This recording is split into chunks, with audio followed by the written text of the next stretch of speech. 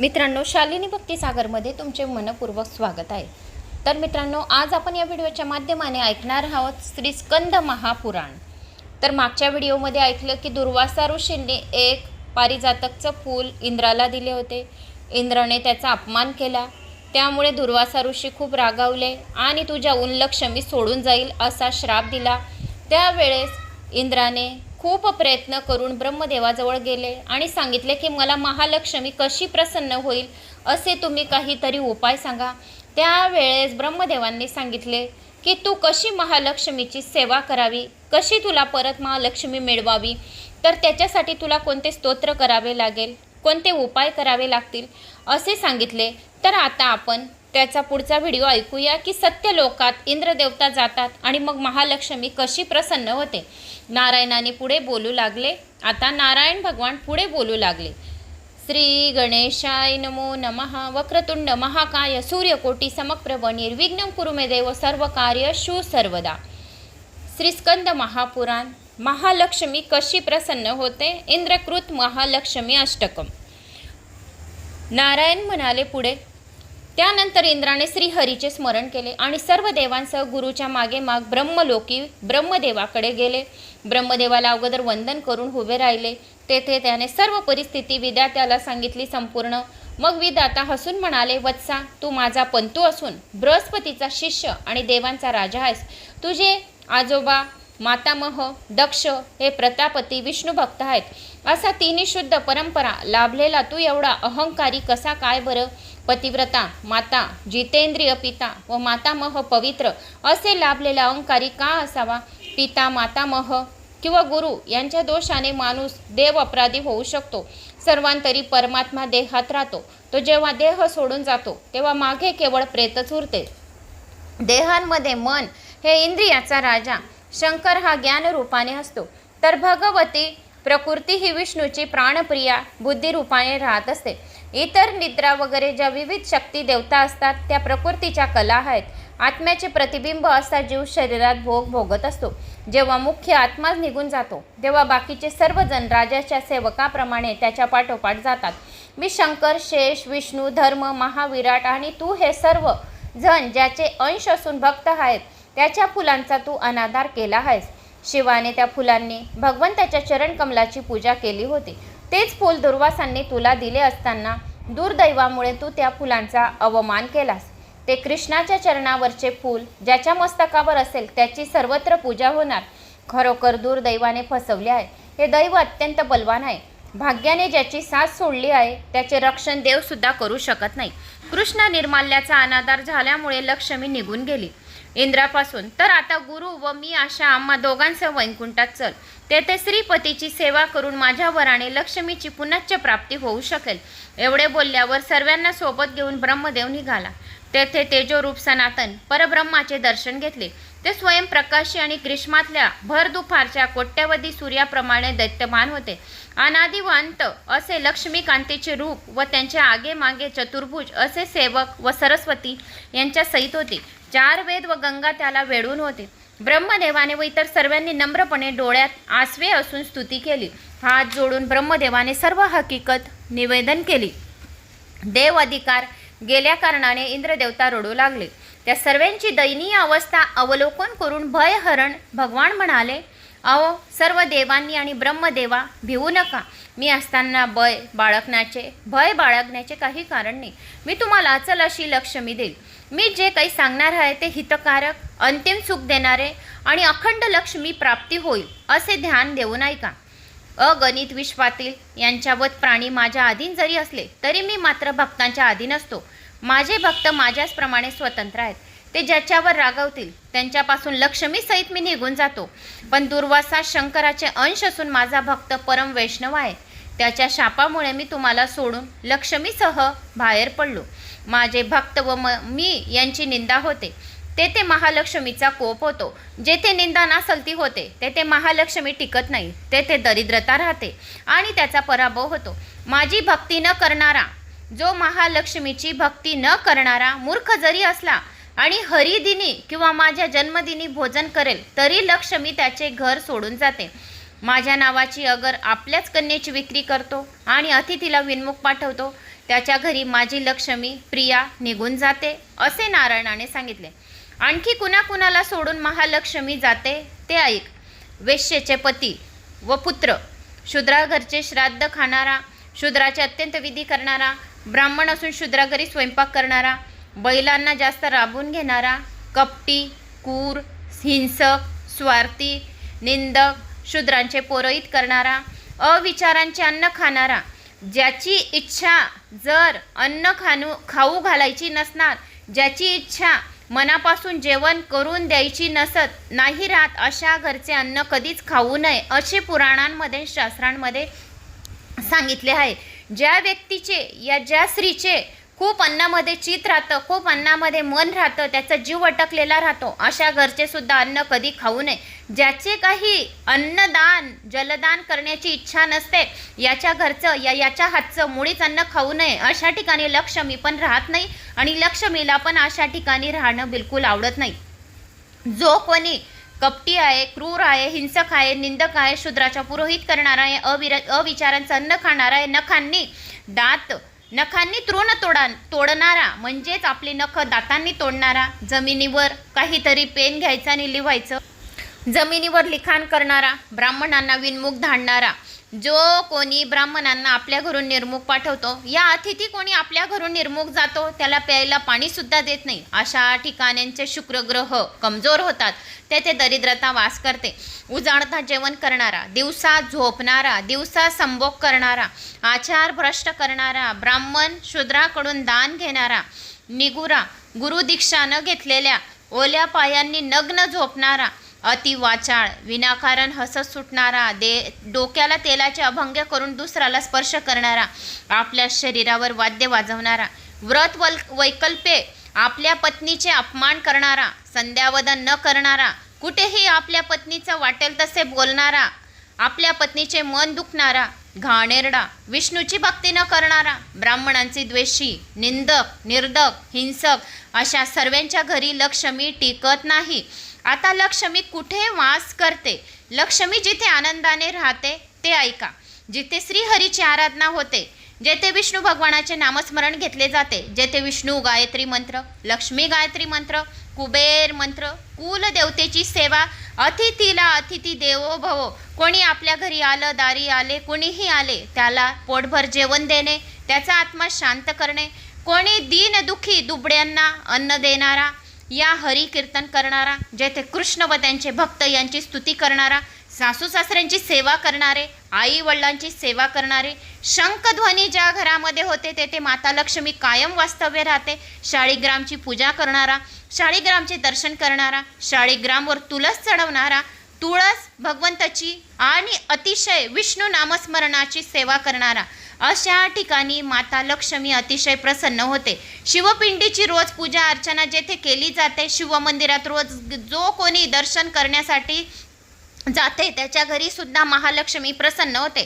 जो कोणी शिवलिंगाचे आपले मस्तक आपले डोके शिवलिंगाला लावते, दररोज शिवलिंगाला तांदूळ चढवले जातात, शिवलिंगाजवळ आजूबाजू 4 दिवे लावले जातात, नंदीश्वर जवळ पाणी टाकले जाते, नंदेश्वरच्या पाठीवर हात फिरवणारा, शिवलिंगावर कमळगठ्ठ्याचा मणी चढवणारा, शिवलिंगावर धोत्र्याचं फूल शम्मीपत्र, महालक्ष्मीला शम्मीपत्र चढवणारा, महालक्ष्मीला दुर्वा अर्पण करणारा, महालक्ष्मीला कमळगठ्ठ्याचा मणी अर्पण करणारा, शिवलिंगावर कमळगठ्ठ्याचा मणी अर्पण करणारा, भगवान शिवाला खिरीचे नैवेद्य दाखवणारे, महालक्ष्मीला खिरीचे नैवेद्य दाखवणारे, त्याचप्रमाणे दुर्गा देवीची ज्या घरामध्ये आराधना होते तेथे महालक्ष्मी विराजमान होते. रोज जो कोणी दुर्गा देवीचे नाव घेते, जो कोणी रोज पंचायन देवताचे नाव घेतले जातात, ज्या घरामध्ये पंचायतन देवता कोणते कोणते आहेत? श्री गणेशाय नमः, ओम सूर्य देवताय नमः, ओम विष्णुये नमः, ओम शंकराय नमः, ओम दुर्गा माताय नमः. ज्या घरामध्ये या पंचायतनाचे नावं घेतले जातात, ब्राह्मणांची सेवा करणारा, गोदान करणारा, जो कोणी वेद पठण आणि ब्राह्मण भोजन चालू आहे अशा ठिकाणी, जो पुराण शास्त्र कथा ऐकणाऱ्या अशा ठिकाणी लक्ष्मी स्थिर राहते. जो पूजा घरामध्ये पुराणांची पूजा केली जाते, ज्या घरामध्ये पुराणं वाचली जातात, ज्या घरामध्ये पुराणं श्रवण केली जातात अशा ठिकाणी माता लक्ष्मी स्थिर कायमस्वरूपी त्या घरामध्ये माता लक्ष्मीचे वास्तव्य राहते. त्या घराला, देहाला आणि उंबरट्याला सोडून महालक्ष्मी आणि भगवान विष्णू त्या घराला सोडून कधीच जात नाही. एवढे बोलून रमापती म्हणजेच विष्णू भगवान वळून लक्ष्मीला म्हणाले, अगं तू एका अंशाने क्षीरसागरात जन्म घे. मग तो ब्रह्मदेवाला सांगू लागले की त्याने क्षीरसागर घुसळून लक्ष्मी देवींना क्षीरसागर परत घुसळावा आणि लक्ष्मी देवांना द्यावी असे भगवान नारायणाने सांगितले. कारण की इंद्राला सोडून आता महालक्ष्मी गेली आहे. परत इंद्राजवळ महालक्ष्मी कशी आणेल, कशी यावी याची खटपट सर्व देवांची चालू आहे. कारण की येथे वर्णन जेथे कुठे कुठे महालक्ष्मीचं वास्तव्य आहे, कुठे कुठे महालक्ष्मी नाही आहे. संपूर्ण या स्कंद महापुराणामध्ये महालक्ष्मीच्या महिमांचं वर्णन आलेलं आहे. तर आता परत महालक्ष्मी इंद्र देवताला पाहिजे आहे. तर त्यासाठी रमापती म्हणजेच विष्णू भगवान लक्ष्मीला म्हणाले, अगं तू एका अंशाने क्षीरसागरामध्ये जन्म घे. मग ब्रह्मदेवाला सांगू लागले की आता क्षीरसागर घुसळून आपण लक्ष्मी परत नारायणाला द्यावी आणि नंतर मग इंद्रदेवतेला प्रसन्न करून इंद्रकृत महालक्ष्मी अष्टक बोलून महालक्ष्मी इंद्राला प्रसन्न व्हावी यासाठी आपण काही अजून उपाय करू. नंतर विष्णू महालाच्या अंतर्भागी निघून गेले. सर्व देव देवता क्षीरसागराच्या किनाऱ्यावर गेले.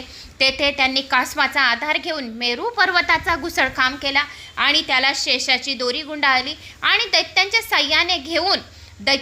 साह्य घेऊन सागर घुसळून काढला. तर तेव्हा त्यातून काय निघाले? क्षीरसागरामधून 14 रत्न निघाले, धन्वंतरी, अमृत, उच्चश्रवा घोडा, अनेक रत्न, ऐरावती हाती, सुदर्शन चक्र, लक्ष्मी सहित बऱ्याच गोष्टी बाहेर आल्या. क्षीरसागर निवासी महाविष्णूला वनमाला व वैकुंठपतीला कौस्तुभ रत्न दिले. मग देवांचे पूजन व स्तुतीने आणि ब्रह्मा व शिव यांच्या आचेने संतुष्ट होऊन देवांकडे आपली कृपादृष्टी वळवली. त्यामुळे देवांना त्यांचे दैत्यांनी बळकावलेले राज्य परत मिळाले. अशी ही महालक्ष्मीची उत्पत्तीची कथा होती. तर मी ती तुम्हाला सांगितली. तर आता पुढे महालक्ष्मीचा पूजनाचा विधी, स्तोत्र, महालक्ष्मी अष्टकम ऐकूया. मग नारद म्हणाले, महाराज हरीचे कथन, जो कोणी ही महिमा महालक्ष्मीच्या वर्णनांचा महिमा, महालक्ष्मीचा पूजनाचा विधी आणि स्तोत्र महिमा ऐकेल त्याच्यावर महालक्ष्मी खूप प्रसन्न होईल. त्यांच्या पतीला दीर्घायुष्य प्राप्त होईल, मुलांना दीर्घायुष्य प्राप्त होईल.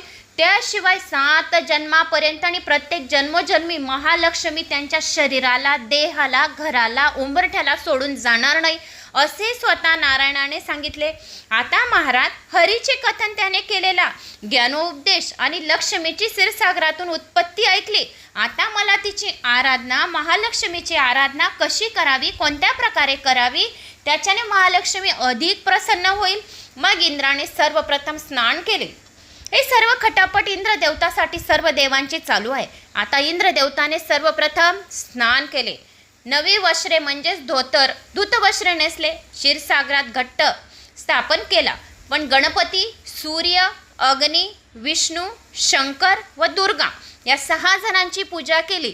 पंचायतन याच्यातच आहे, फक्त अग्निदेवतेचे नाव नाही आहे. पंचायतन गणपती, सूर्य, विष्णू, शंकर, दुर्गा देवी. आत्ताच सांगितलं, रोज पंचायतन देवतांची नावं घ्यायचे. जो रोज पंचायतन देवताचे नामस्मरण करतो त्याच्या दिवसभराच्या संपूर्ण पापाचा नाश होतो. जो वर्षभर पंचायतन देवताचे नामस्मरण करतो त्याचे 7 जन्माच्या पातकांचा नाश होतो. पंचायतन देवताचे नामस्मरण केल्याने सर्व दरिद्रता, दुःख सर्व काही दूर होते. असे मी नाही सांगत, त्या स्कंद महापुराणात लिहून आलेले ते मी तुम्हाला सांगत आहे. कारण की जे कोणी पंचायतन देवता, 5 देव्याच्या सती आहेत, 7 जे अश्वत्थ अमर झालेले आहेत, तर 7 जणांचे असे नामस्मरण रोज करायचे. जो कोणी या 3 गोष्टी करतो त्याला कुठल्याही गोष्टीत कोणत्याही गोष्टीत अडचणी येत नाही, संकट येत नाही, नाही दरिद्रता त्या व्यक्तीला लागते आणि नाही शनी देवता त्यांना त्रास देतात. 7:30पासून त्यांना मुक्तता मिळते. दररोज या महालक्ष्मीच्या पूजा विधीचा महिमा स्तोत्र ज्या घरामध्ये ऐकला जातो, श्रवण केला जातो, वाचला जातो, तेथे माता लक्ष्मी स्वतःहून चालून येते नारायण भगवानला घेऊन. असा हा महालक्ष्मीच्या महिमांचे वर्णन आहे. आता इंद्रदेवताने सर्वप्रथम स्नान केले, धुतवस्त्र घातले, क्षीरसागरामध्ये घट्ट स्थापना केली. मग गणपती, सूर्य, अग्नी, विष्णू, शंकर, दुर्गा देवी या 6 जणांची पूजा केली. गंध फुले वगैरे अर्पण केली. नंतर कलशामध्ये परमेश्वरी महालक्ष्मीचे आव्हान केले. ब्रह्मदेव व पुरोहित यांच्या मार्गदर्शनाखाली पूजेला आरंभ केला. चंदन चर्चित अशी पारिजातकची फुले घेतली. पारिजातकच्या फूल हे अतिशय महत्त्वाचं आहे. एक फूल जर भगवान शंकराला, लक्ष्मीला या कोणत्याही देवाला चढवलं तर 1 गुण सोनं प्राप्त झालं देवांना. तेवढं सोनं आपण देवांना चढवलं एवढं पुण्य आपल्याला मिळते. ज्यांच्याकडे पारिजातकचं झाड असेल ते दिवा लावायचा आणि महालक्ष्मीला प्रार्थना करावी की स्थिर आमच्या घरी महालक्ष्मी माता स्थिर राहावी, अशी मनातल्या मनात प्रार्थना करावी. आपली लक्ष्मी कोणालाही आपल्या घरी किती आहे हे कोणालाही सांगू नये. जेवढी लक्ष्मी गुप्त ठेवणार तेवढी आपल्याजवळ राहते. आपण सांगितले आपल्याजवळ एवढे पैसे माझ्याजवळ, ती चर्चेचा विषय होऊन जे पैसे तुमच्याजवळ बरकतीचे आहेत त्याला बी पाय फुटतात लवकर. कारण त्याच्या मनामध्ये सारखं विचार चालू असतो, याच्याजवळ एवढे पैसे, याच्याजवळ एवढे पैसे. म्हणून आपली लक्ष्मी गुपित कधीही कोणाला सांगू नये. आपण काय जप करत आहे तेही कोणाला सांगू नये. आपण काय तप करत आहे ते बी कोणाला सांगू नये. आपण केलेले दान ते सुद्धा कोणाला सांगू नये. आणि आपली पत्नी हे सुद्धा कोणाला सांगू नये जास्त, की आपले पत्नी आपले पतीबरोबर दोघांचे एकमेकांबरोबर किती प्रेम आहे आपले दोघांचे हे सुद्धा कोणाला सांगू नये. आपण जे अन्न खात आहे तर ते अन्न काय खात आहे ते सुद्धा जास्त कोणाला चर्चेचा विषय करू नये. या काही गोष्टी जेवढ्या गुपित राहतात तेवढ्या दिवसेंदिवस वाढत राहतात, असे या स्कंद महापुराणात सांगितले गेले आहे. आता पारिजातकची फुले घेतली इंद्रदेवताने आणि मग सामवेदामध्ये वर्णन केल्याप्रमाणे ध्यान केले आणि मंत्र पुष्पांजली करत या स्तोत्राचा सुरुवात केला. आता आपण स्तोत्र म्हणूया की पूजा कशी करत आहे इंद्रदेवता मनापासून. आपण नाही पूजा करत आहे पण आपण श्रवण तर करत आहे, आपण तर वाचत तर आहे. श्रवण केल्याने वाचल्यापेक्षा श्रवण केलेल्याचे सर्वात जास्त पुण्य लाभते. मनाने करा, स्थिर मनाने, चांगले स्थिर मनाने महालक्ष्मीचे ध्यान करा. आपल्या हृदयामध्ये कमलबासिनीला स्थापित करा. म्हणजे तिचे कमल स्थापित आपल्या हृदयात झाली तर आपल्या घरातील सर्व दरिद्रता दूर होईल आणि आपल्या मुलांना खूप धन धान्य, यश, कीर्ती, मान सन्मान वाढेल. आता भगवान इंद्रदेवाने कशी महालक्ष्मीची पूजा केली आहे ते ऐकूया. सहस्रदल पद्यस्थ कर्णिका वासिनी पराम शरत पार्वण कोटिंदू प्रभामुष्टी करांपरम स्वतेजसा प्रज्वलंती सुखदुष्यां मनोहरम प्रतप्त कांचनम निभशोभां देवी मूर्तिमती सतम रत्नभूषण भूषांड्या शोभितां पीतवाससां ईर्षदास्यां प्रसन्नास्यां शशस्तु स्थिर यौवनां सर्वसंपत्त प्रदात्रीचं महालक्ष्मी भजे शुभाम.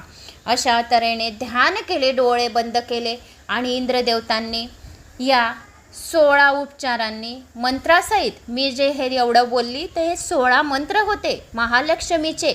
आपल्याला हे संस्कृतमध्ये आहेत तर व्यवस्थितच वाचावे लागतात याचे उच्चार. श्रवण पण केले तरी पण 16 उपचारांनी आपण महालक्ष्मीची पूजा केली, आपल्याला पुण्यफळ मिळते.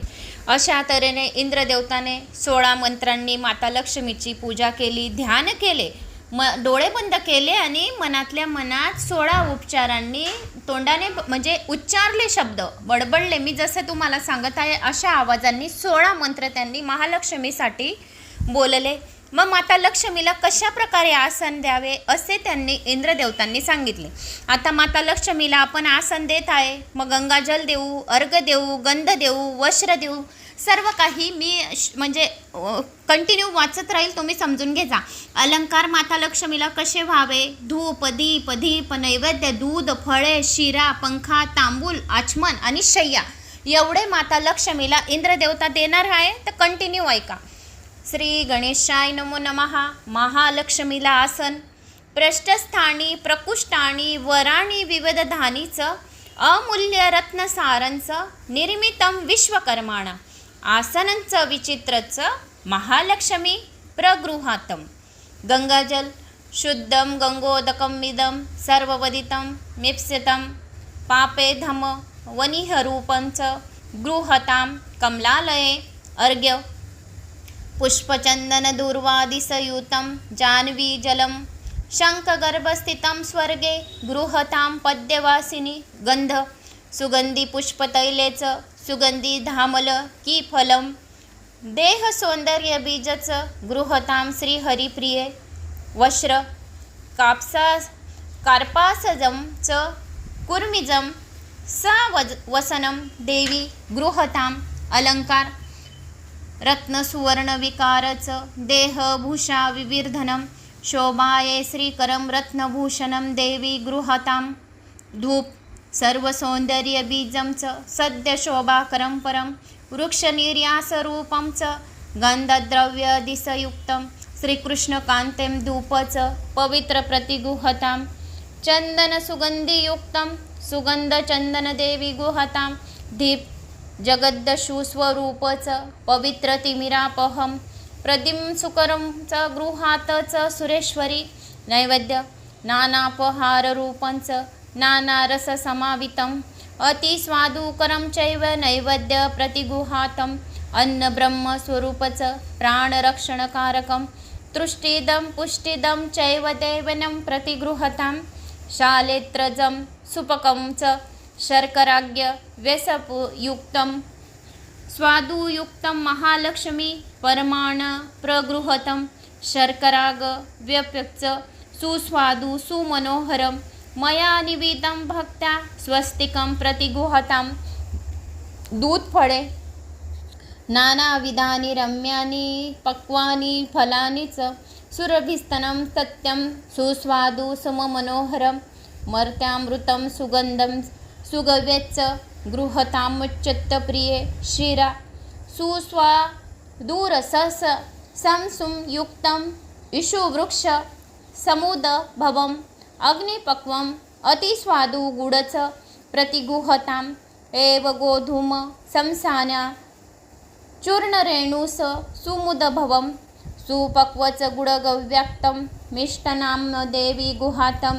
सस्यचूर्णर्दभवं पक्वं स्वस्तिकादि समन्वितं मया निविदं भक्त्यां नैवेद्यं प्रतिगृहतां पंखा शीतवायुप्रदं चैव दाहे च सुगदं परं कमले गृहतां च एवं व्यञ्जन श्वेतचामरं ताम्बूलच वररम्य कर्पूरादिवासितं जिह्वा जाणेञ्जछेन्दकरं ताम्बूल प्रतिगृहताम् आचमन पुण्यतीर्थोदक चैव विशुद्ध शुद्धिद सदा गृहतां कृष्णकान्ते त्वं रम्य आचमनीयकं शय्या रत्नसारादिनिर्माण पुष्पचन्दनचर्चितं वस्त्रभूषणभूषाढ्य सुतल्पं देवी गुहातम् अशा प्रकारे सांग्रसंगत पूजा केल्यानंतर त्या देवराज इंद्राने मूलमंत्राचा जप केला. महालक्ष्मीचा मूलमंत्राचा कोणता मंत्र आहे की ज्याच्याने महालक्ष्मी आपल्यावर प्रसन्न होते? त्या मंत्राचा जर 10 लक्ष जप केला तर तो मंत्र सिद्ध होत आहे. कल्पवृक्षाप्रमाणे तो ब्रह्मदेवाकडून त्याला प्राप्त झाला. इंद्रदेवाला तो मंत्र असा आहे: प्रथम श्री बीज, नंतर माया बीज, काम बीज, वाणी बीज उच्चारून कमलवासिनी. या शब्दाचा अर्थ चतुर्थी विभक्तियुक्त उच्चार करून शेवटी स्वाहा म्हणायचा. महालक्ष्मीचा बीज मंत्र ओम श्रीं ह्रीं क्लीं ऐं कमलवासिनीये स्वाहा.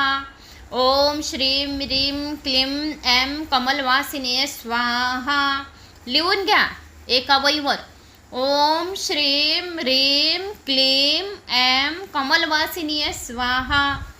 ओम श्रीं ह्रीं क्लीं ऐं कमलवासिनीये स्वाहा.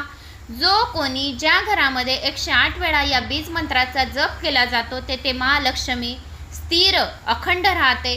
धनधान्याचा भांडार भरलेला राहतो. तर नारदा हा वेदोक्त मंत्रराज मंत्र हा आहे महालक्ष्मीचा प्रिय मंत्र.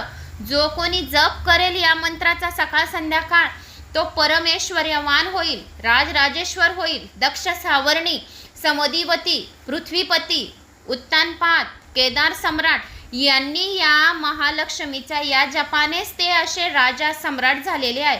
तर हा मंत्र सिद्ध मंत्र इंद्रासमोर इंद्राने ओम श्रीम ह्रीम क्लीम एम कमलवासिनीये स्वाहा, ओम श्रीम ह्रीम क्लीम एम कमलवासिनीये स्वाहा, ओम श्रीम ह्रीम क्लीम एम कमलवासिनीये स्वाहा हा मंत्र इंद्रदेवताने एकसारखा जप चालू ठेवला.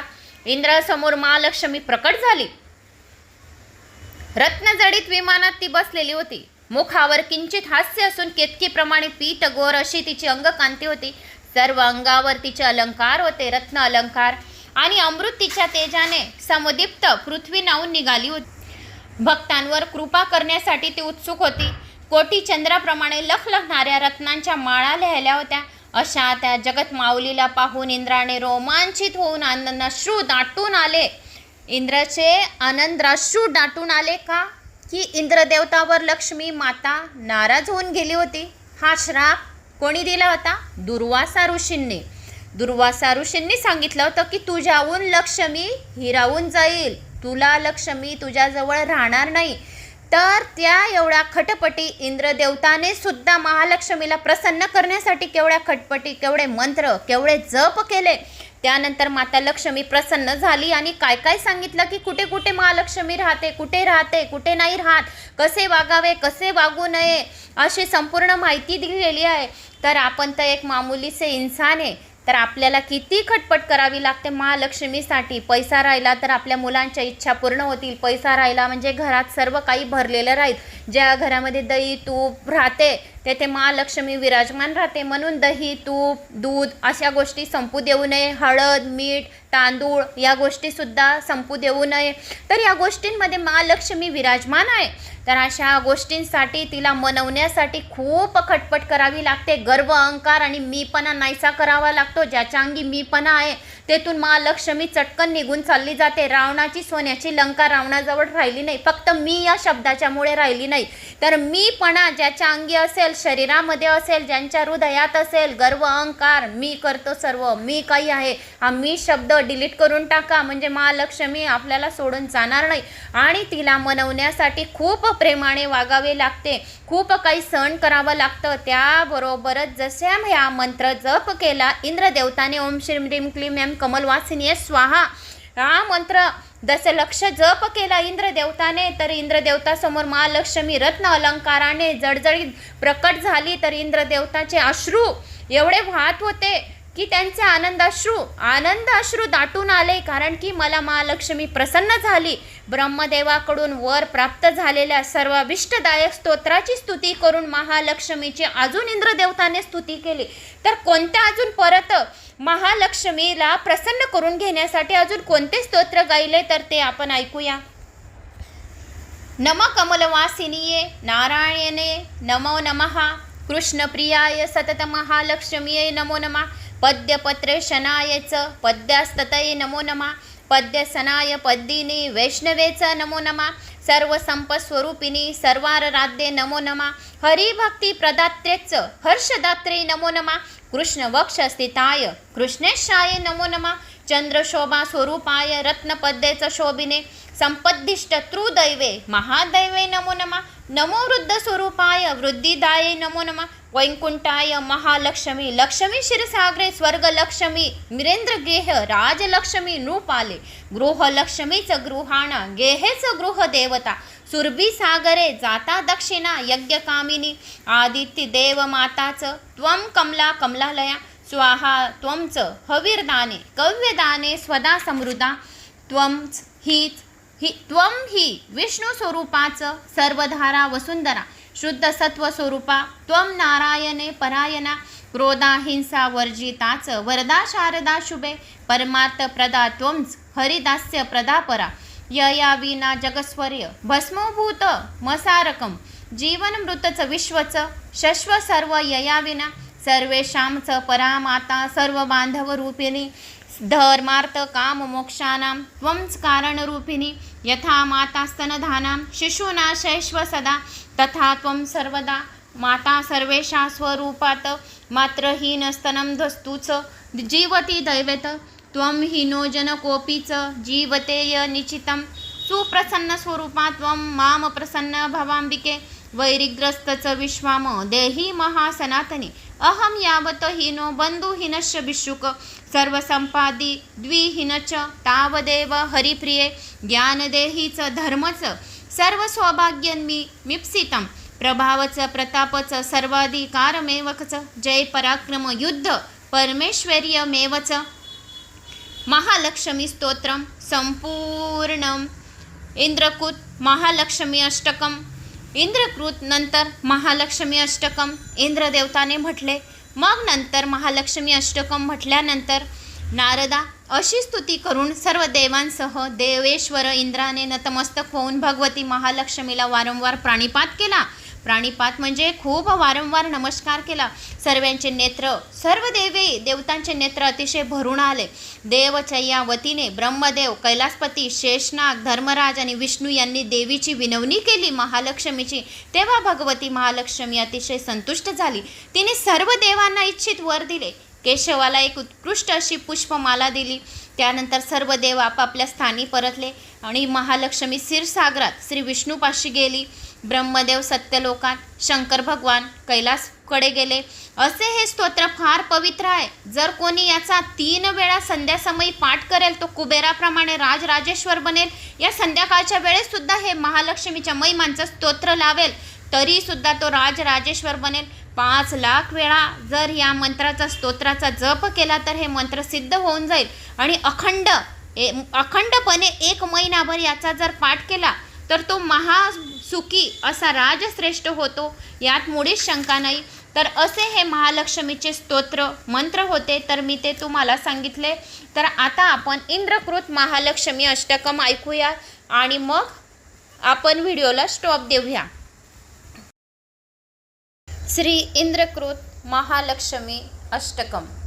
नमस्तुते महामाये श्रीपीठे सुरपूजिते शंखचक्र गदा हस्ते महालक्ष्मी नमस्तुते. नमस्तुते गुरुरारूढे कोलसुरो भयंकरी सर्व पापरे दैवी महालक्ष्मी नमस्तुते. सर्वेज्ञ सर्व वरदे सर्व दुष्ट भयंकरी सर्व दुःख हरे दैवी महालक्ष्मी नमस्तुते. सिद्धी बुद्धी प्रते दैवी भुक्तिमुक्ती प्रदायिनी मंत्रमूर्ते सदा दैवी महालक्ष्मी नमस्तुते. आद्यरहित देवी आद्यशक्ती महेश्वरी योगीची योग संभूते महालक्ष्मी नमस्तुते. स्थूल सूक्ष्मे मोहरुद्रे मोहशक्ती मोहधरे महापापरे दैवी महालक्ष्मी नमस्तुते. पद्यासन स्थिते दैवी परब्रह्म स्वरूपिणी परमेशी जगन्मातर महालक्ष्मी नमस्तुते. श्वेतांबधरे दैवी नाना अलंकार भूषिते जगस्थिते जगन्मातर महालक्ष्मी नमस्तुते. महालक्ष्मी अष्टकम स्तोत्रम पठेत भक्तिमानर सर्व सिद्धम वाप्रोति राज्यम प्राप्नोति सर्वदा. एक काल पठे नित्यम महापाप विनाशनम द्विकालये पठे नित्यम धनधान्य समर्पिणम त्रिकालये पठे नित्यम महाशत्रु विनाशनम महालक्ष्मी भवन नित्यम प्रसन्नम वरदाम. श्री महालक्ष्मी अष्टकम संपूर्णम. तर मित्रांनो असे हे महालक्ष्मीचे आख्यान होते आणि भगवान इंद्राला कशी महालक्ष्मी प्रसन्न झाली, कोणत्या स्तोत्राचा मंत्राचा जप केला अशी मी तुम्हाला संपूर्ण माहिती दिली असेल. तर आवडल्यास महालक्ष्मीसाठी प्लीज एक लाईक करा आणि शेअर करायला विसरू नका. कमेंट्स बॉक्समध्ये जय माता लक्ष्मी नक्की करा आणि आपल्या गावाची कमेंट्स करा. माझा आत्मविश्वास वाढायला मदत करा. शालिनी भक्तिसागर कथा हे माझं 2nd चॅनल आहे. त्या चॅनलला बी सबस्क्राईब करा. जय माता लक्ष्मी. ओम श्रीम ह्रीम श्रीम कमले कमलालय मोहम प्रसिद्ध स्वाहा.